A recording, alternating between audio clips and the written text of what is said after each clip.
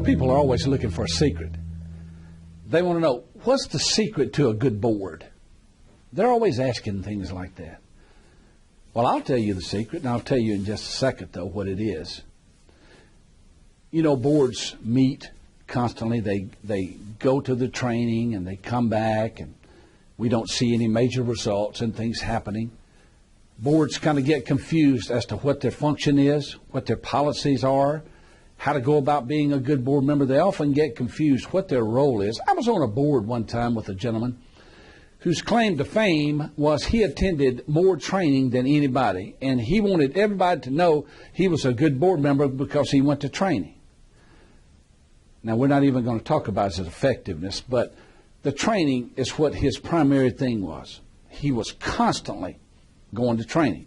Well, when I became a member of the board, one of my things was to go to the training and for the entire board to go to training, but go to productive training.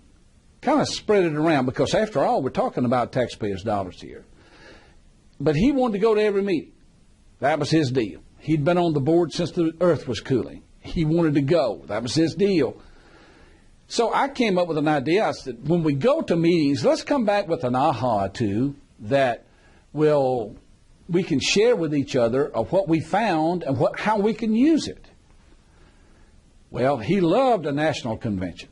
Oh, the national conventions, really. He planned from one year to the next on where he was going. Well, he was the only one who went this time, and we told him to bring back some good information. And I know you think I'm being dramatic here, but let me just tell you what he brought back. The next board meeting after he attended, I asked the question. I said, well, update us on the meeting that you attended. And he said, I brought all of you back a surprise. Well, he had a little bag, and you know the little bags in the exhibit areas, how you pick up things. He brought us back one of these bags. Pencils, everything you could think of. And I said, well, that's great, but tell us one thing that stood out from this session. He said, well, I'll tell you what stood out to me in my whole trip. He said, one morning about 3 o'clock in my hotel, we were awakened by the fire alarm. I had to get up at 3 o'clock and go downstairs in my pajamas and stand out there for an hour.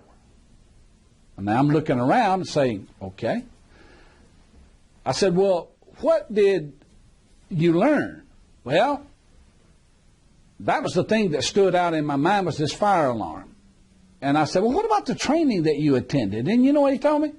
Oh, it was just like all the other we go to. That's what he said. $2,500 later, he comes back with remembering a fire drill, and the meeting being just like all those other meetings we went to. Thank goodness that's not the rule.